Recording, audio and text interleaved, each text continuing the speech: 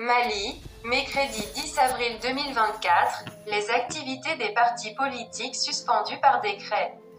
Le décret suspend jusqu'à nouvel ordre toutes les activités des partis politiques et des associations à caractère politique pour des raisons de maintien de l'ordre public, précise le communiqué.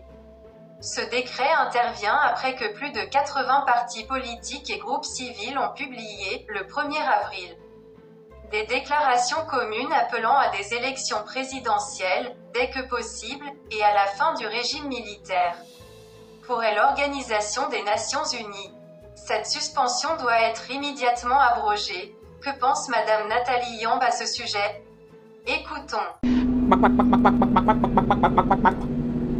Depuis hier, quand l'annonce du décret portant suspension des partis politiques et associations au Mali a été rendue publique, les gens tapent leur bouche.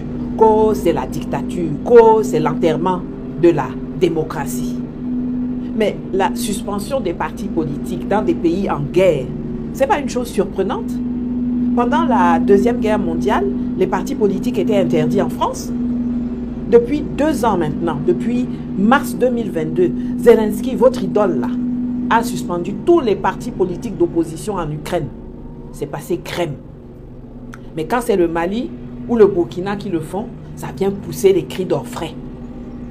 C'est comme quand eux interdisent RT et Sputnik en Europe, ils ont tout bon.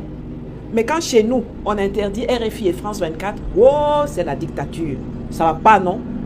Tu vas même entendre des gens pleurer qui n'ont jamais sorti 5 francs CFA de leur poche pour payer la carte d'adhésion ou la cotisation à un parti politique. Ils sont là, matin, midi et soir, à répéter. Moi, je ne m'intéresse pas à la politique. Hein. Moi, je ne fais pas de politique, mais c'est eux qui viennent écrire de longues dissertations ou bien faire des directs kilométriques quand c'est les pays du Sahel qui prennent des mesures appropriées. Les pays en paix, là, qui interdisent l'existence des partis politiques, ils sont là. Il n'y a aucun parti politique en Arabie Saoudite. Il n'y en a pas au Qatar, il n'y en a pas au Eswatini, là à côté de chez nous, il n'y en a pas aux Émirats Arabes Unis, etc. Et il n'y a que le parti unique au Laos, à Cuba, au Vietnam, en Chine, etc. Mais chacun de ces pays-là se porte mieux que n'importe lequel des pays africains dits francophones. Jusqu'à vous prenez votre argent pour payer vos billets d'avion, pour passer vos vacances là-bas, pour faire du shopping là-bas, pour faire votre business là-bas, pour assister à des événements sportifs là-bas, pour vous faire soigner là-bas. Mais c'est sur Mali, Burkina et Niger que vous savez gonfler vos narines.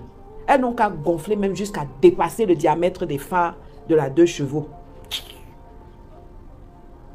On suspend des groupuscules nuisibles et qui ne servent qu'à déstabiliser les pays, collaborer avec les terroristes, nuire aux intérêts des populations, semer les mensonges et la zizanie, ou à enrichir leurs animateurs. Des partis politiques qui n'existent que sur papier, ou dont l'ensemble des membres peut suffire dans un taxi. Et puis ça provoque des palpitations cardiaques chez certains qui se prétendent adeptes de la démocratie.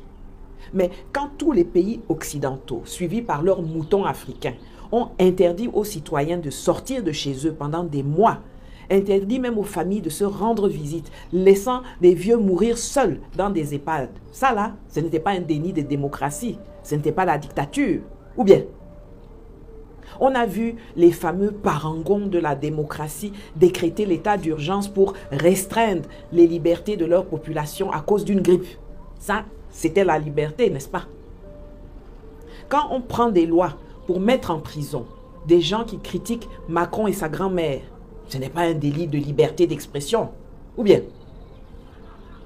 on a vu Macky Sall ordonner la dissolution de PASTEF, qui lui, pour le coup, est un vrai parti politique, avec des activités citoyennes et civiques, avec un projet de société, avec de la formation, etc. Mais on n'a pas entendu tous les cris qu'on entend aujourd'hui. On a vu au Tchad, la junte, comme ils aiment dire pour nos gars là. On a vu le junta Déby faire exécuter son principal opposant et détruire le siège de son parti politique. Qui a parlé au... Dis donc, cessez de nous perdre le temps. Je dois aller faire mon sport. Juste un dernier message pour le colonel Goïta, le capitaine Traoré et le général Tchani. Quand vous aurez gagné la guerre et que vous lèverez les suspensions, s'il vous plaît, limitez le nombre de partis politiques. L'empire Songhai, l'empire de Mali, l'empire de Ghana ont existé sans partis politiques. Il n'y a absolument aucune justification à avoir plus de 6 ou 7 partis politiques dans un pays. C'est quoi ça est? Allez, je vous quitte.